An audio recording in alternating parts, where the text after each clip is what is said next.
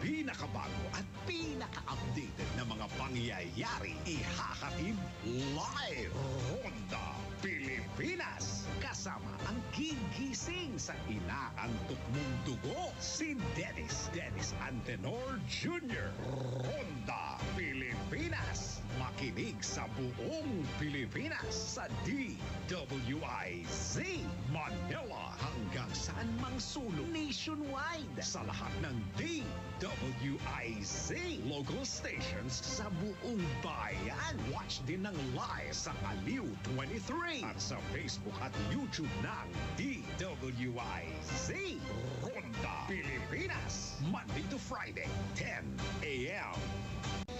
Dahil ang balita hindi tumitigil, dahil ang balita tuloy-tuloy na nangyayari, dapat alam mo ang latest kahit ang mga taong nasa likod ng balita. Kaya makibalita kay Senyor Balita. Araw-araw, Lunes hanggang Biyernes, kasama si Ray Pacheco. Live na mapapakinggan sa DWIZ. Panoorin ang live sa Aliw 23 at naka-live din sa DWIZ Facebook, YouTube at DWIZ News website. Kaya mga senyorito at mga senyorita, mga senyor, mga senyora, makibalita na kay Senyor Balita. Monday to Friday, alas 3 ng hapon. Bahagi pa rin ng DWIZ News Hapon Highlights. Nagbabalita ng tama, naglilingkod ng tama. What's up, Pilipinas? What's up, Pilipino? Sana diretso ang araw mo na payapa, tahimik at maunlad. Tara, sali ka na sa programang may usapang pangkapayapaan, usapang pangkaunlaran sa Up Pilipinas. Usapang pangkapayapaan, usapang pangkaunlaran, Pilipinas. Kasali ang lahat sa kwentuhang pambayan. Like DWIZ. Todo balita, Lunes hanggang Sabado dito sa DWIZ FM 89.3 News Radio Dagupan.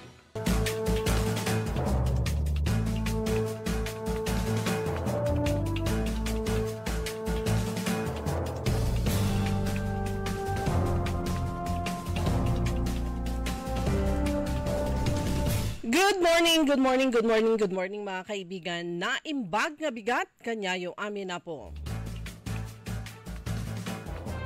Araw ng Martes, ngayon ay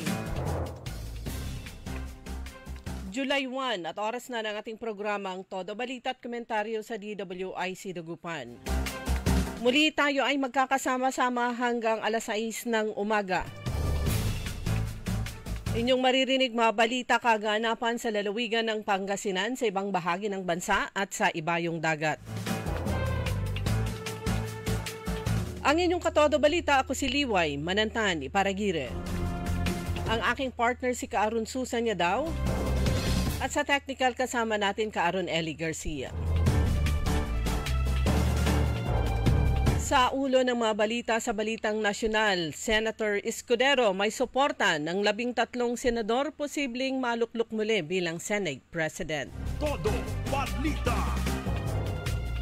For sale sign sa bahay ni Pangulong Duterte sa Davao inalis na. Todo balita. 20th Congress nagsimula na. Todo balita.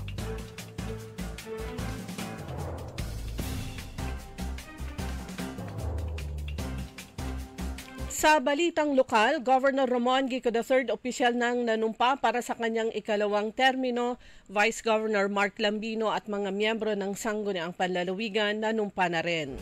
Todo balita.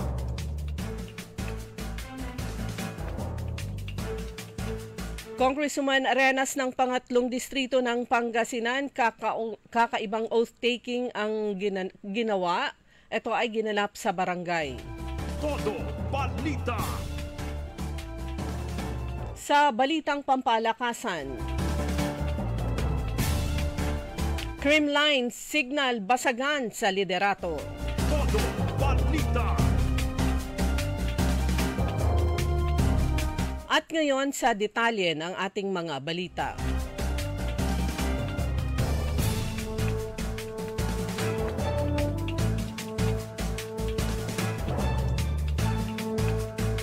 Hindi umano bababa sa 13 na senador ang susuporta kay Senate President Francis G. Escudero upang mapanatili ang kasalukuyang pwesto bilang leader ng 20th Congress. Sinabi ni Senator Joel Villanueva na personal niyang nakausap ang kanyang mga kasamahan upang kunin ang kanilang pananaw. Inamin ni Villanueva na kabilang siya sa 13 na susuporta kay Escudero. Aminado naman si Senate Minority Leader Risa Ontiveros na posibleng hindi na siya ang maging leader ng minorya kapag idinaos ang botohan sa Hulyo 28. Tinayak din ni Ontiveros na hindi siya sasali sa majority ng mga senador o mga maghahalal ng Senate President.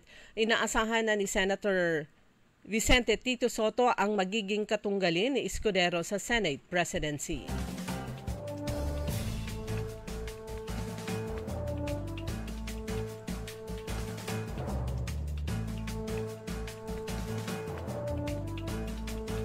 Sa kaugnay na balita, opisyal nang nagsimula kahapon ang bandang 12:01 ng tanghali ang 20th Congress na inaasahang didinig sa impeachment case ni Vice President Sara Duterte.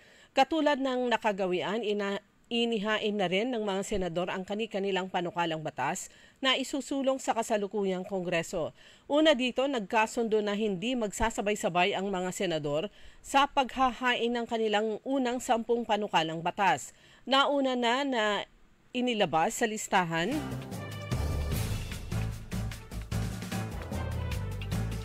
para sa first round sina Senator J.V. Ejercito na sinundan ni Senator Robin Padilla.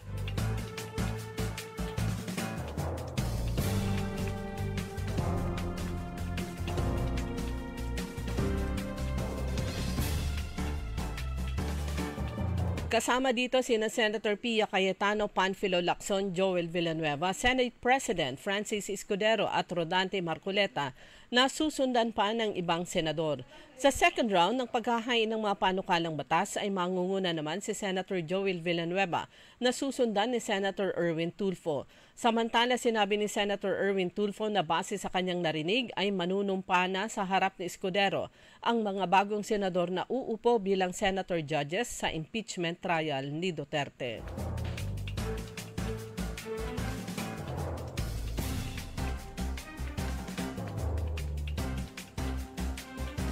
Inalis na ang for sale sign sa bahay ni dating Pangulong Rodrigo Duterte sa Davao na napaulat kamakalawa na ipinagbibili.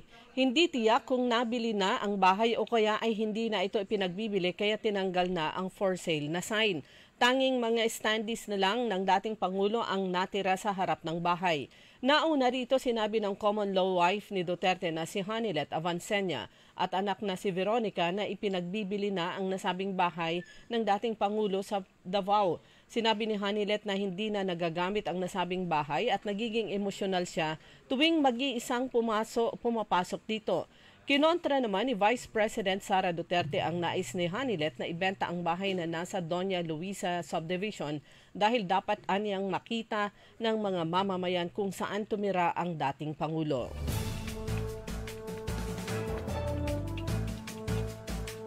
Sisimulan na ng National Food Authority o NFA ang pagbili ng mais mula sa mga lokal na magsasaka sa susunod na taon. Ito ang inanunsyo ni Pangulong Ferdinand Marcos Jr. sa presentasyon ng 50th Gawad Saka National Awardees at ugnayan with farmers sa Science City Muñoz, Nueva Ecija. Ayon sa Pangulo, bumabalik na tayo sa dating trabaho ng NFA na pagbili ng rice at corn. Sisimulan na ang nasabing proyekto sa susunod na taon sa sandaling magkaroon na ng budget. Plano rin anya ng pamahala na gawin ito sa mga piling lugar sa bansa.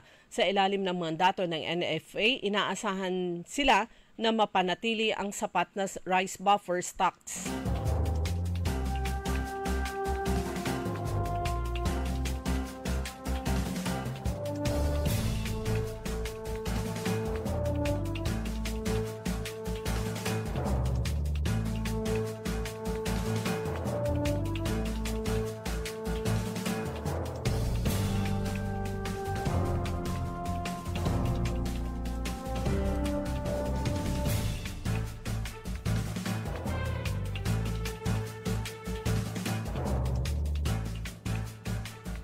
Samantala, simula ngayong Hulyo ay madadagdagan na ng 50 pesos ang sahod ng nasa 1.2 milyong minimum wage earners sa National Capital Region. Ayon kay Department of Labor and Employment Secretary Bienvenido Laguisma, ang naturang aumento sa sahod ay inaprubahan unanimously ng NCR Regional Tripartite Wages and Productivity Board sa pamamagitan ng Wage Order No. 26. Aniya, ito ang pinakamataas na dagdag sa sahod na inaprubahan ng Wage Board sa Metro Manila. Dahil dito, ang daily minimum wage rate sa NCR na 645 pesos lamang sa kasalukuyan ay magiging 695 para sa non-agricultural sector. Mula naman sa kasalukuyang 608 pesos ay magiging 658 pesos na ang sahod para sa agricultural sector, service at retail establishments na may empleyado na 15 pababa lamang at maging sa manufacturing establishments na regular na nag-eempleyo ng wala pang 10 empleyado. Dumako naman tayo sa mga balitang lokal.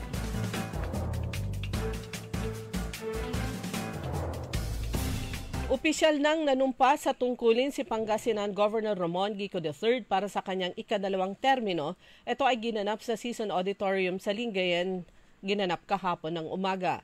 Nagpasalamat ang gobernador sa suportang natanggap sa kanyang unang termino at hinikayat ang lahat na makibahagi sa patuloy na pag-unlad ng lalawigan sa kaginhawaan ng lahat ng mga Pangasinense. In our first term, we have definitely established the long-term programs and projects of Pangasinan. Now it's time to reassess and strengthen what we have started so that we will finish strong and accomplish as a province of Pangasinan, pahayag ni Governor Gico. Sa kanyang inauguration at oath-taking, iginawad ng Commission on Higher Education o CHED sa Pangasinan Polytechnic College ang Certificate of Program Compliance para sa 4 na programa ng kolehiyo. Ang Pangasinan Polytechnic College o PPC ay isa sa mga itinuturing na legacy project ni Governor Gico. Aniya, ito ay simbolo ng hangaring mabigyan ng magandang kinabukasan ang mga kabataan sa pamamagitan ng libre at de kalidad na edukasyon. Maliban sa PPC, ibinahagi din ni Governor Gico sa kanyang mensahe ang katuparan ng iba pang makasaysayang legacy project sa kalusugan, infrastruktura, kalikasan, pananalapi, kabuhayan at iba pang aspeto ng public service.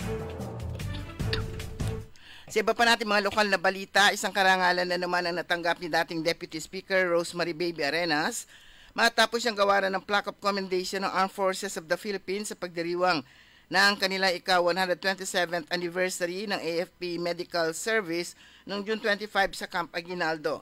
Sa opisyal na pahayag ni Congresswoman Rachel Arenas, anak ni Baby Arenas, sinabi niyang ang pagkilalang ito ay hindi lamang para sa kanyang ina, kundi para na rin sa lahat ng patuloy nitong pinaglilingkuran, lalo na ang mga tunay na bayani ng bansa.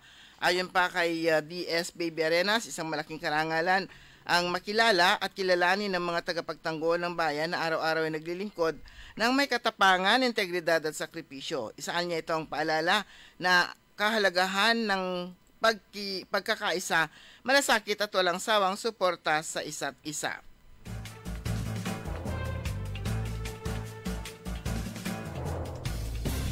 Ginanap din kahapon ang oath-taking ng mga miyembro ng Sangguniang Palalawigan, ng mga bagong miyembro ng Sangguniang Palalawigan sa pangunguna ni Vice Governor Mark D. Guzman Lambino. Ang oath-taking ceremony ay ginanap sa Session Hall ng Sangguniang Palalawigan na nasa Capitol Building. Nagbigay din ng kanyang inaugural speech si Vice Governor Mark D. Guzman Lambino.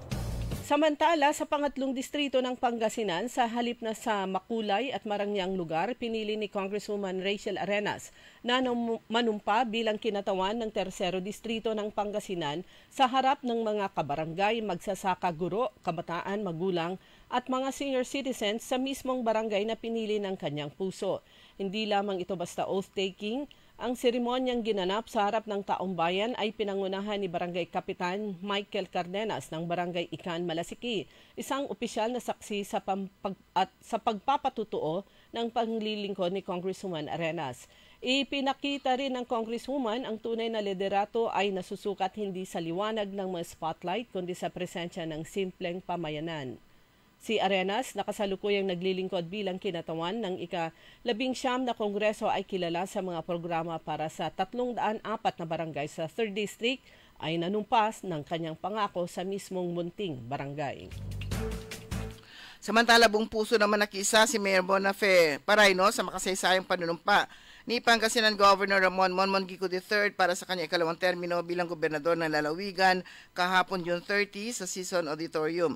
Kasama si Vice Mayor-elect Attorney Fernando Juan Cabrera, ipinakita ng mga bagong halan opisyal ng mga aldan ang kanilang buong suporta sa advocacy at direksyon ng administrasyon ni Governor Gico para sa patuloy na pagunlad ng lalawigan. Pinangunahan ni RTC Branch 14 FC Presiding Judge Avelina Villegas Rosario ang panunumpa ng gobernador sa harap ng mga opisyal ng pamahalaan, mga kinatawan ng national agencies, mga kawani ng Kapitolyo at kanyang kapamilya.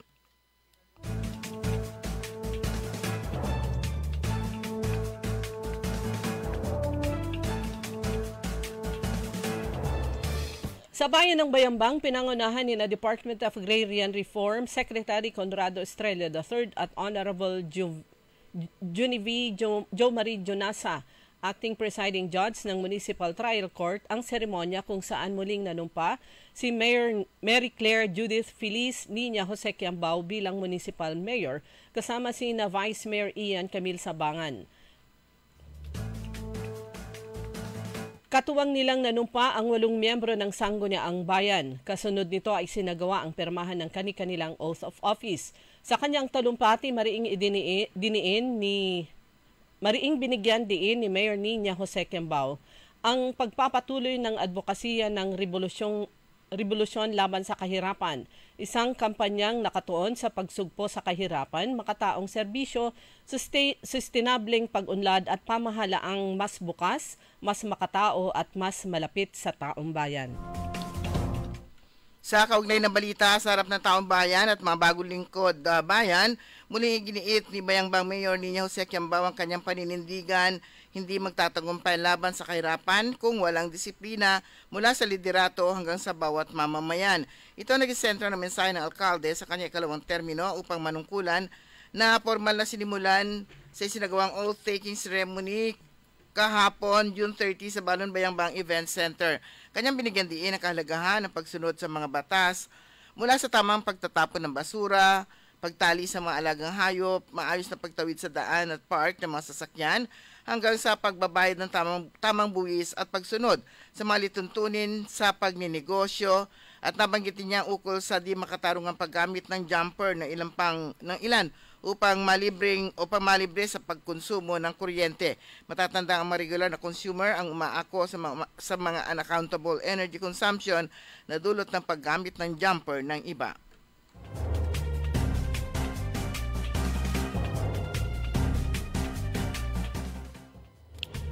Samantala sa lungsod ng Alaminos, 17 pares ng Magsing Irog ang pinag-isang dibdib ni City Mayor Arthur Brian Celeste sa ginanap na libreng kasal 2025 sa Don Leopoldo Season Convention Center kahapon.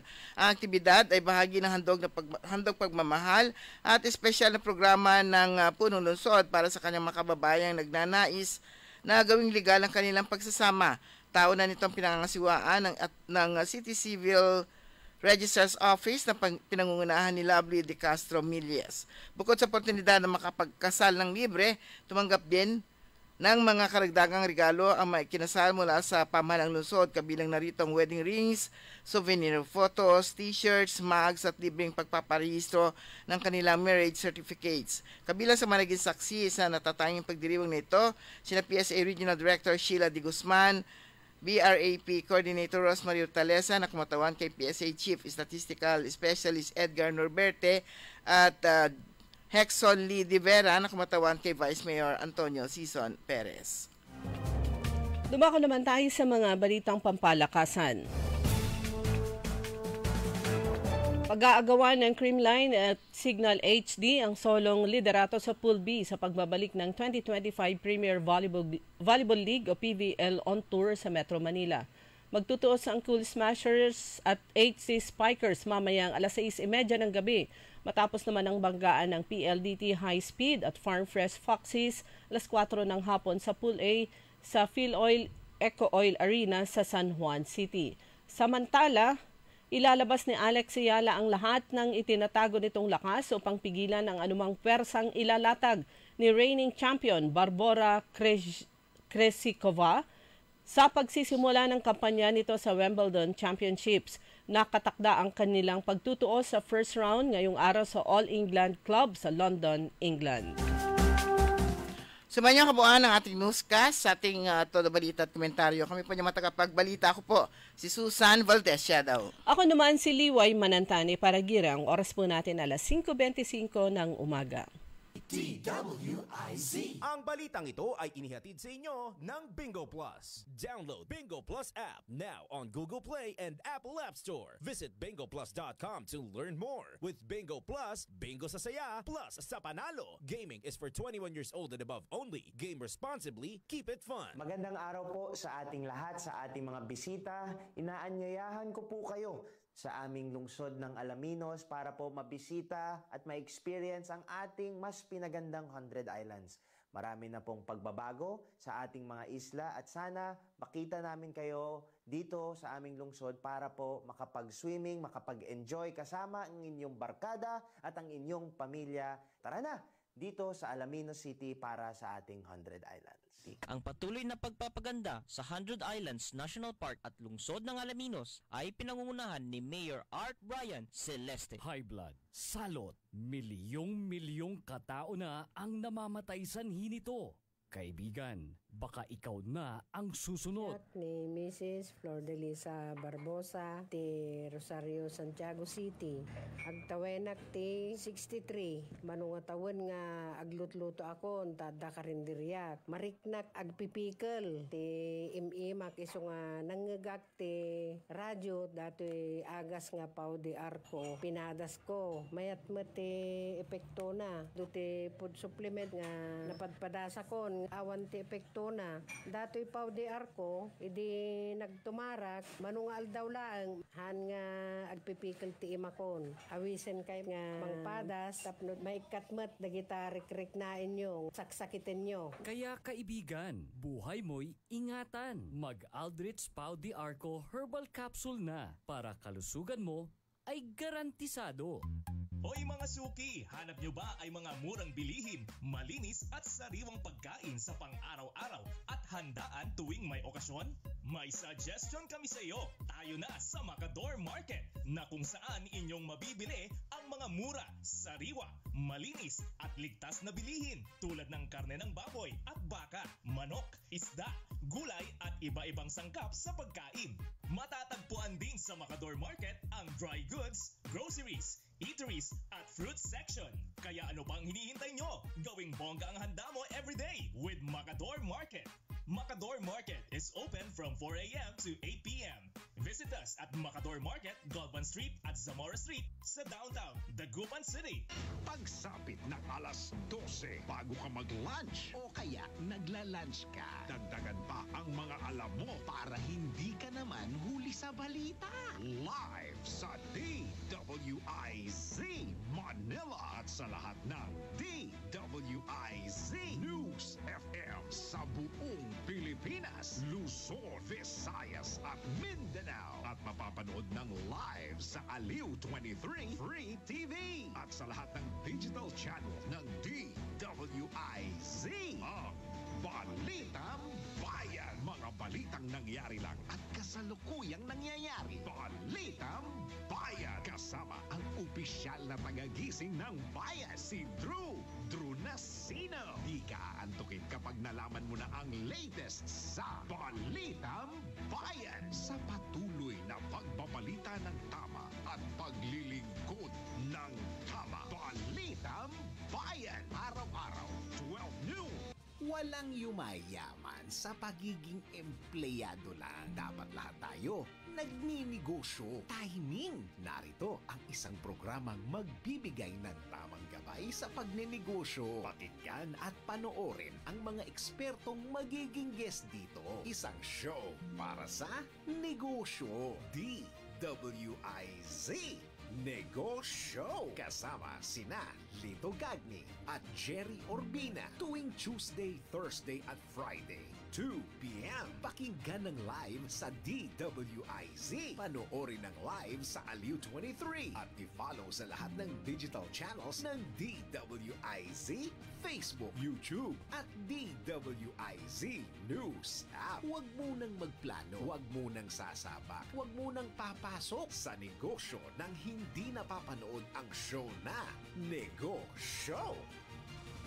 Bawal ang babagal-bagal, bawal ang kukupad-kupad. Mabilis na ang panahon, kaya maiiwan ka kapag hindi ka nakasabay sa bilis ng panahon. Presyo ng gasolina, saan traffic, saan hindi? May strike ba o wala? At mga balitang importante sa buhay ng commuter na Pinoy sa DWIZ Pasada Balita. Live sa DWIZ AM Metro and Mega Manila. DWIZ News FM Regional Stations. Aliw Channel 23 at nakalive din sa lahat na DWIZ Digital Accounts. Kasama ang magbibigay ng kakaibang drive sa umaga. John Ibanez. DWIZ Pasada Balita. Tuloy sa pagbabalita ng tama. Paglilingkod ng tama. Lunes hanggang Biyernes, 7 a.m.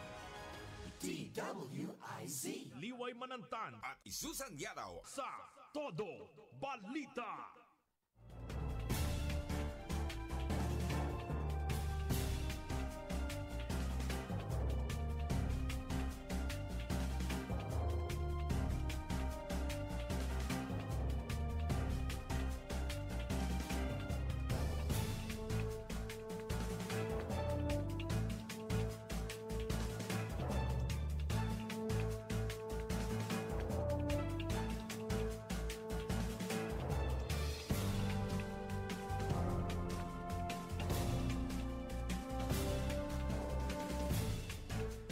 Oras na po natin mga kaibigan, alas 5:32 na po ng umaga. Nasa pangalawang bahagi po tayo ng Todo Balita.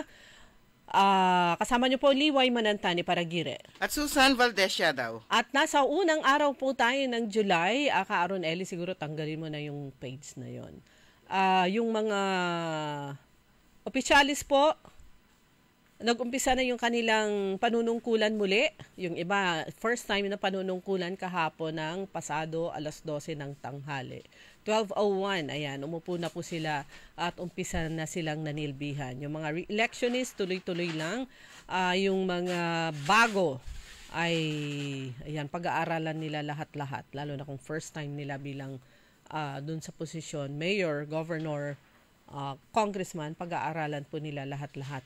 Lalo na yung mga chief executive. Siyempre, turn over sa kanila ang mga reports at lahat-lahat na kailangan tignan nilang maigi kung tama nga ba yung mga nasa i-turn over sa kanila ng mga reports, mga inventory, etc. o kung may kulang. So, yun po. So, sa mga katatapos lang yung kanilang termino, maraming salamat. Si Mayor Leopoldo Batawil, former mayor, ayan, former na yung ano natin, former mayor ng Lingayen dahil natapos yung kanyang pangalawang termino kahapon ng alas 12 ng tanghali. Ang sabi niya, on June 30, I turned over to the new administration the helm of Lingayen. It is also the start of my full-time private life with my family, my wife Gina, and my daughters Carmela and Angela. Finally, sabi ni former Mayor Batawil, after 48 years in public service, 33 years in uniform, 9 years in Congress, and 6 years as your mayor, equality time for the family. Indeed, God knows best. Sabi ni former Mayor Batawil, plus andito yung kanyang mga reports at saka sa mga susunod na araw idalat-datayuya.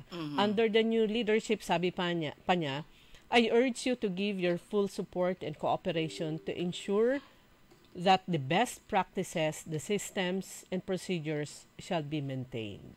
Sabi niya. Isa pa. Sabi pa rin po ni former Mayor Leopoldo Batawil ng Lingayen, worth to note is that our LGU has no utang. So wala siyang naiwan na utang ng LGU in any lending or banking institution. We have paid the accounts of the past We were advised we are qualified to loan again as much as 600 million pesos, but no, we manage well our people's money. We even have surplus in the PVB in time deposit in the amount of 50 million pesos, earning 2 million pesos a year.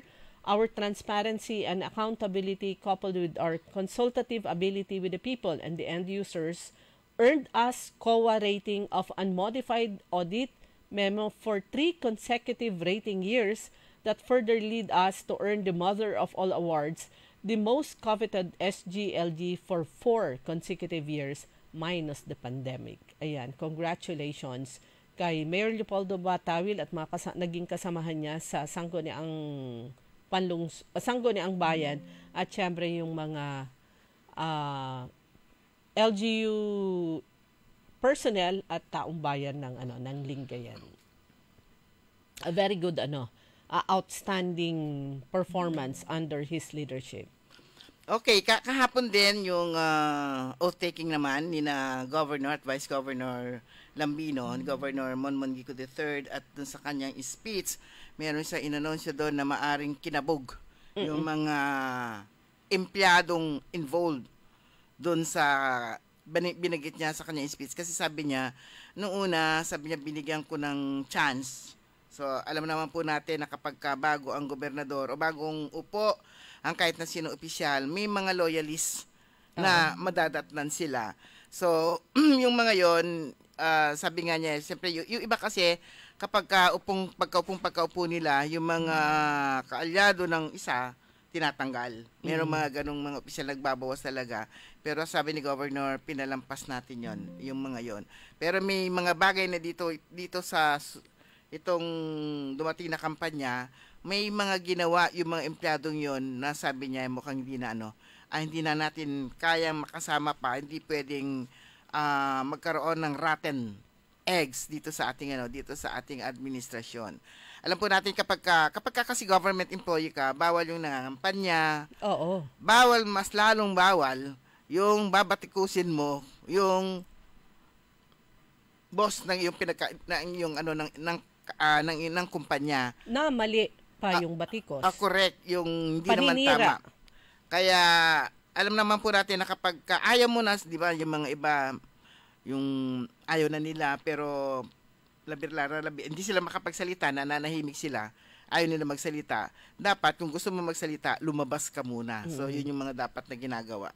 Kaya meron siyang binanggit, heads will roll.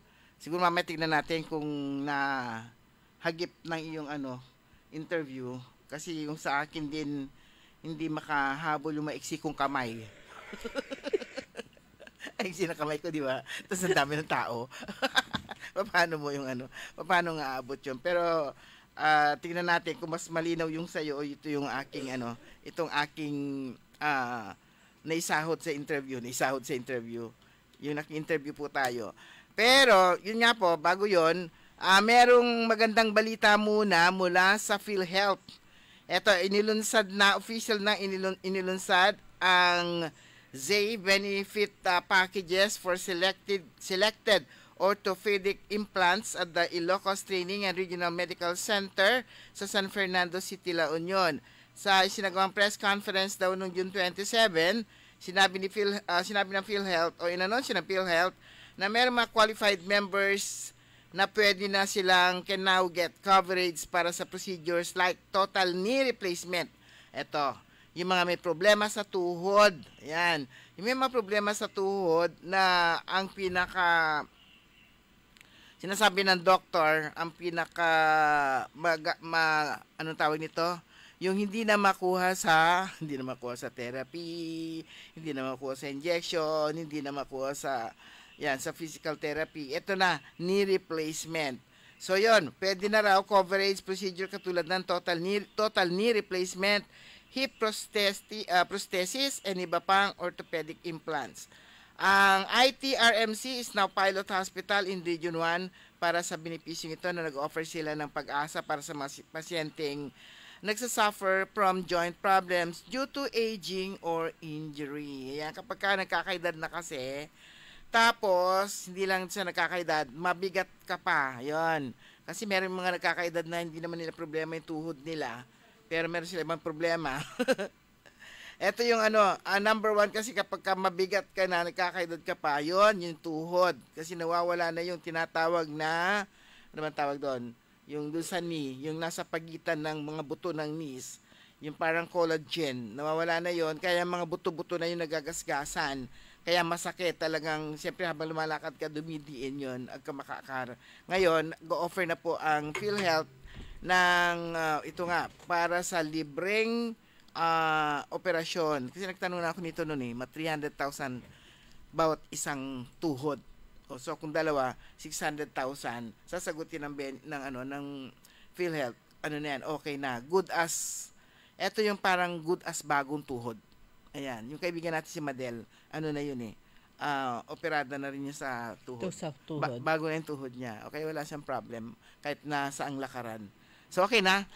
Try lang natin yung part na yun kasi, mahaba. Diba, pero nung kapag kasi yung hindi mo na binabasa yung speech mo, nanggagaling na lang sa puso, ayun, talagang, lalo na yung speech niya, hindi yata siya nagsulat. Dahil siyempre, accomplishment yun.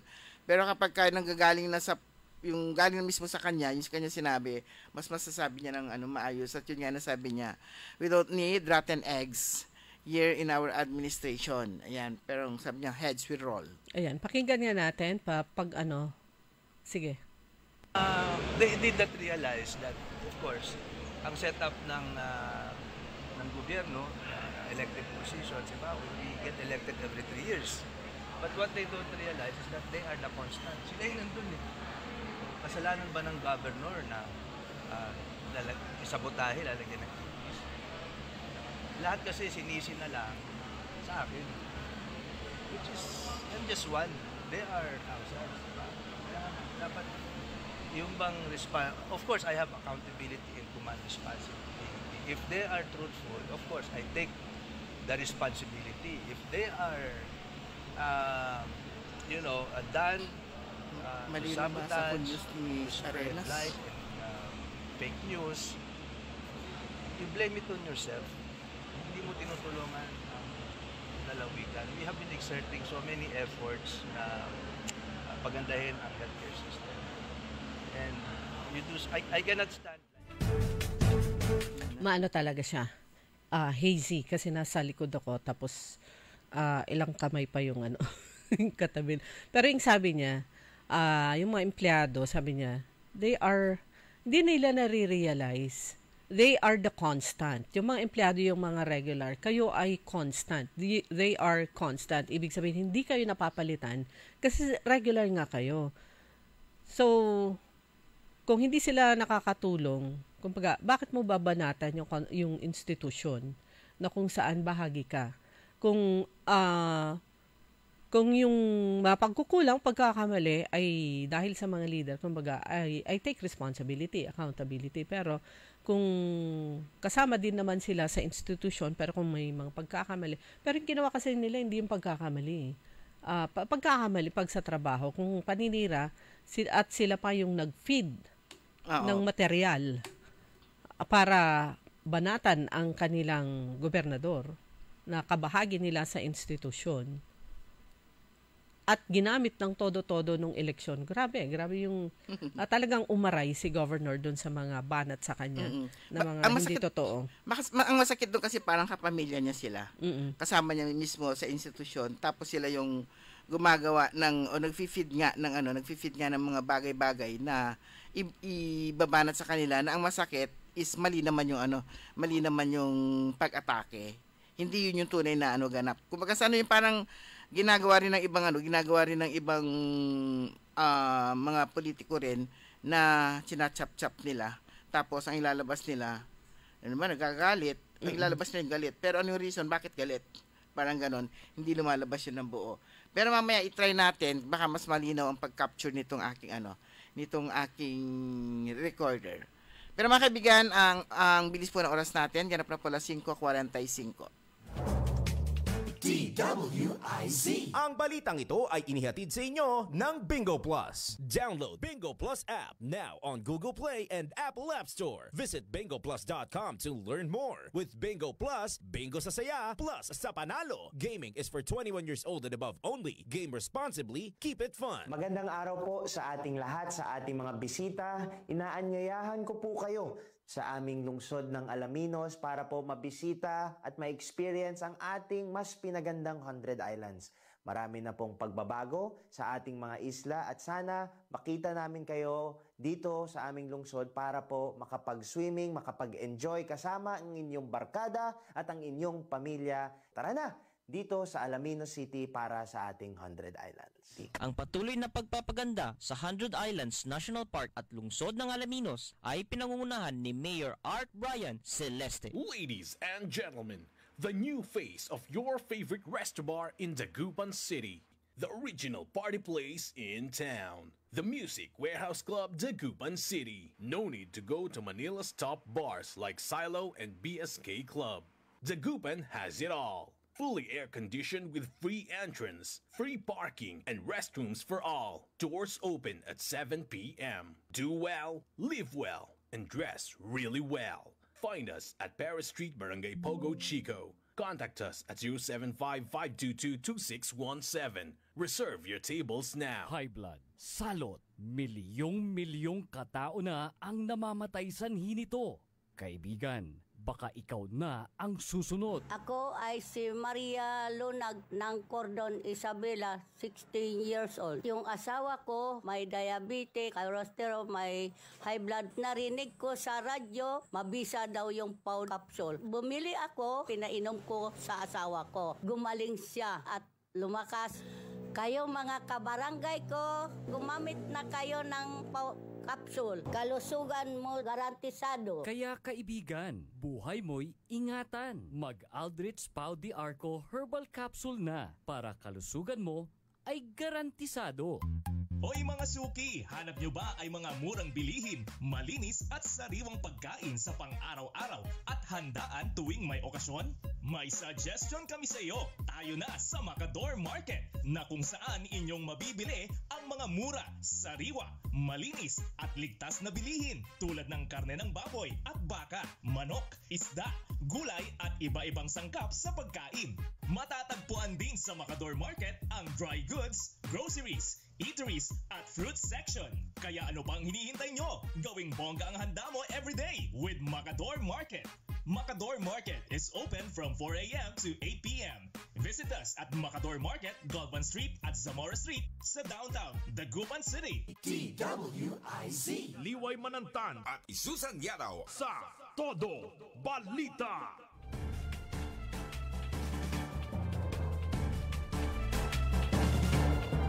Alas 5:48 na po mga kaibigan. Good morning kay Rafael Acosta Mangalyag at kay Chicora Aquino at Kuya Mar dyan sa Maytabang at saka kay Kuya Mar Mario Zabala dyan naman sa Highlander, Mayombo. Mildred Huvillanos, good morning. Yan, tsaka si Grace Matro. Ayan, at saka si Mamata. At saka siyempre si DC Villan at saka sa lahat na pati kay Ludi, kay Kuya Polly, tsaka kay Jerome. At saka yung mga staff ng Socialite at saka ano yung pangalan ng kainan? All in one. All in one. Andun na lahat. Hindi ko alam kung ngayon yung birthday niya talaga pero nakita ko kasi dito sa notification. Happy birthday kay Kuyang Leo Quaton kung ngayon nga talaga yung kanyang birthday. Ayan. So yun. Good morning kay Councilor Dada Reyna Macalanda, ang super minority ng Sangguniang Panlungsod ng Dagupan. Ay, pero hindi pa yata siguro ngayon. Agad-agad naman, ngayon agad-agad. Ang Sangguniang Palalawigan, magko-convene na sila sa July 14. 2 weeks from now. 2 weeks from now. So magko-convene na sila. Meron silang dalawa na bagong miyembro ng Sangguniang Palalawigan. Tatlo. Tatlong babae. Tatlo. Si board member Rose Apaga ng 5th District. Akala ko sa 6th District board member former board member, former vice governor at balik board member Ranjit Ramos Shahani at saka si board member Binse, anak ni former board member Binse. Na hindi nakarating kahapon si board member Ranjit, board may member daw, Ranjit. may sakit daw siya. Siguro doon na lang siya mag-oath taking. O tapos na siguro. Baka anywhere naman, kahit kanino pwede naman eh. Oo. Katulad ng ginawa, sabi mo niya, katulad ng ginawa ni Congresswoman Rachel Arenas. Doon sa barangay. Yun yung mga makasaysayang mga oath taking. At saka si Mayor Nina Kiambao, I think sa bahay yun. Tapos yung the rest, Vice Mayor and the councilors, doon sila sa kanilang events hall. Balon Bayambang Events Hall. So, yun po. Kahapon, doon sa oath taking, at inaugural ni Governor Ramon Gico III, andun syempre, automatic yun, Congressman Ramon Gico Jr., ang tatay ng ating gobernador, mula sa 5th District. Congressman Art Celeste ng 1st District, palagi siyang present, no? Present din siya last year. And Congresswoman Rachel Arenas ng 3rd District. So, sila po, plus syempre yung napakarami pong mga mayors ng andon, kasama ang kanilang vice mayors at ang kanilang Sangguniang Council, mga heads ng iba't ibang government agencies, andun po sila, plus syempre yung mga personnel mula sa provincial government, andun din po sila. At sinaksihan itong oath-taking ni Governor Ramon Gico III at mas simple yung programa, seremonya kesa sa kanyang first term. True to what he said na simple lang, ganun din sa Sangguniang Panlalawigan, naging simple din lang ang oath-taking ni na Vice Governor Mark Lambino at mga miyembro po ng Sangguniang Panlalawigan. Siyempre, andun ang asawa ni Vice Governor Mark Lambino, si si Attorney Melanie Lambino at saka si Luke. At ang family din ni Governor Gico, bukod sa kanyang mga magulang, andun ang kanyang asawa, si First Lady Maan Gico, at saka yung kanilang 5 anak. Malaki na yung bunso. Ito yung... Nakakatuwa tignan yung yung kanilang family portrait na. Kasi pagka andun na picture na, biglang nabuo. Biglang, ang dami nila. 5 na kaagad. Batang-bata pa sila. Ito yung pinagbuntis niya last year. Oo. Na kahit buntis ay talagang hindi mapigilan sa kanyang pagbisita sa mga barangay din pag project. Yes, DC, aalis ako agad. Kagigising daw niya. Good morning. Yun nga, kahapon nga yung halos karamihan na oath-taking. Pero meron pa ring ngayong araw sa bulwagan ng Presidensya di Mangaldan, gaganapin na opisyal na panunumpa sa tungkulin naman ni Mayor Bona at Vice Mayor-elect Cabrera at mga bagong hala na miyembro na ika-19th Sangguniang Bayan ng Mangaldan. So kasi umattend sila kahapon ng oath-taking, kaya siguro pinospone na nila or talaga ngayon naka-schedule, kaya nakarating sila kahapon. Ayan, actually nag-invite din si Director Roger Evangelista. Siya po yung immediate na nag-retire siya sa ATI doon sa training institute sa Santa Barbara. Yung isa sa mga nanalong councilors ng Mangaldan ay yung kanyang anak, abogada. So taga Mangaldan sila? Taga Mangaldan sila. Ayan. So, sabi nga niya 6:30 oath-taking ceremony. Ng umaga? Oo. Okay. Sa Municipal Hall. Okay. Para start na kagad sila alas 8. Working day na. Working hours na. Pwede na sila magsimula. Yung sa nakita ko partly naman yung sa Bulinaw, yung oath-taking ni na Mayor Boying Celeste, part nung nahagip lang nung aking nung kanyang speech, sabi niya, kung tamad kayo, mag-resign na kayo. O kaya umalis na kayo kanto. Ay, workaholic din to, di ba? Iba yung oras niya eh. Pagka yung hanggat kaya niya, gigising ng napakaaga yan, start na alauna, minsan alauna gigising, di ba? Alas 3, nagtatrabaho na, napapatrabaho na. Parang gano'n, binabantayan niya na kung ano dapat bantayan hanggang sa antukin na. Siyempre, naturalmente, hindi siya maaga siya, meron siyang windows na 11 to 2 na matutulog, di ba? Yung oras niya. Pero ang sipag, ayan, at ayaw niya yung trabahong celeste. Ayaw niya ng tatamad-tamad na empleyado. Kung tatamad-tamad ka nga naman, sumusweldo ka, umalis ka na lang. Pero kung tatanungin niyo kung yung pagkatao nila, ay hindi mo mako-question yung kabaitan, super bait. Correct. Yan. Pero kapag ka nagalit naman, super galit. Tumabi ka. Tumabi ka. Pero sa kabaitan talaga, parang wala akong may kukumpara sa Kasi ganun, di ba, matagal na natin na naobserbahan yan, yung parang mga mukhang siga. Sila talaga yung ang bait-bait. Meron naman yung maamo yung mukha, pero baitan. Hindi ko makalimutan nung first term ba, mayor niya noon. Galit na galit siya doon sa isang lalaki na nanira ng mga paso at kung adik-adik ka. Kasi adik. Nag-a-adik. Adik-adik ka ha? Ayan. Pero napansin ko rin kahapon yan yung usapan natin na Chapsuy na. Balikan natin yung si Mayor Leopoldo Batawil. Sabi ko, hindi ko matiis na sabihin na napaka-gentleman.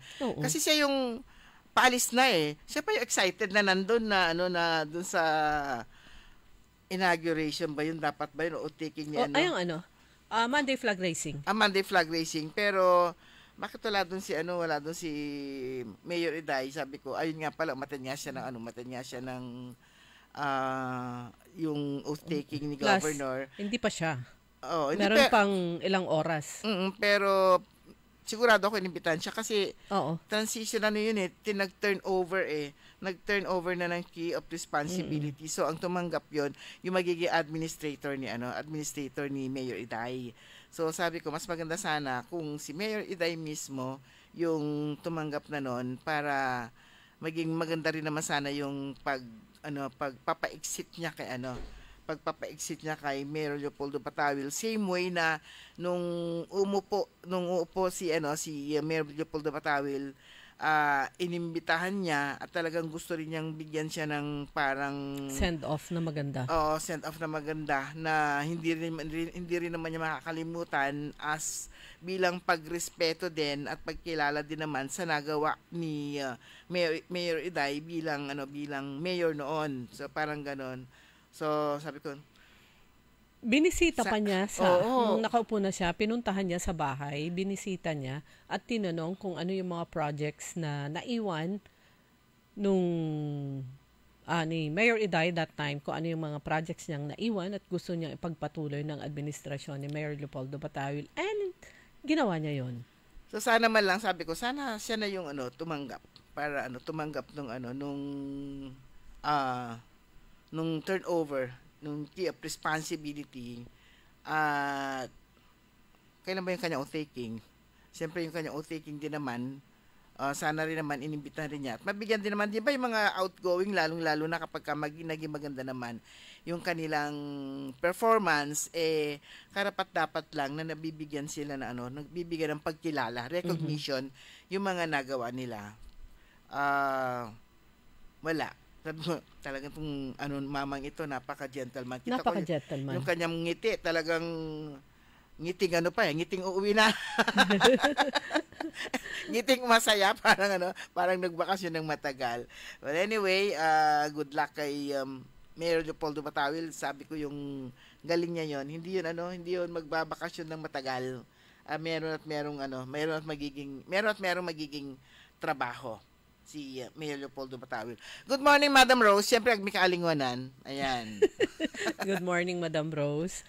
At saka, good morning din kay Dr. Mila. Carino de Vera Carino. Yan, pareho rin. De Vera Carino. Good morning, Dr. Mila. Naalala ko siya. At saka, thank you very much sa non-stop na pag-support din sa DWIC, sa libreng salamin na binibigay po ninyo para sa ating mga tagapakinig. Ayan, free eyeglasses. At si Councilor Dada Reyna naman, siyempre tuloy-tuloy pa rin yung ating butika sa radyo, kaya lang dahil sa busy niya, naubusan na naman tayo ng stocks. Ayan. So, magre-refill na naman tayo later on. Pero wala na po tayong sapat na oras, mga kaibigan. Good morning, Kuya Benji. Ayan. Wala na po tayong sapat na oras. Tabayan po ninyo sa susunod agad, early in the morning. Makasama po ninyo si Canon Oli Navarro. Programang Todo Balita at Komentaryo. Kami po niya nakasama sa technical side. Si Ellie Garcia. Ako po si Liway Manantani Paragire. Magandang umaga po. Ako naman si Susan Valdez Siadaw. Magandang umaga sa inyo lahat. DWIZ. Sumainyo ang Todo Balita, Lunes hanggang Sabado dito sa DWIZ-FM 89.3 News Radio Dagupan. Nagbabalita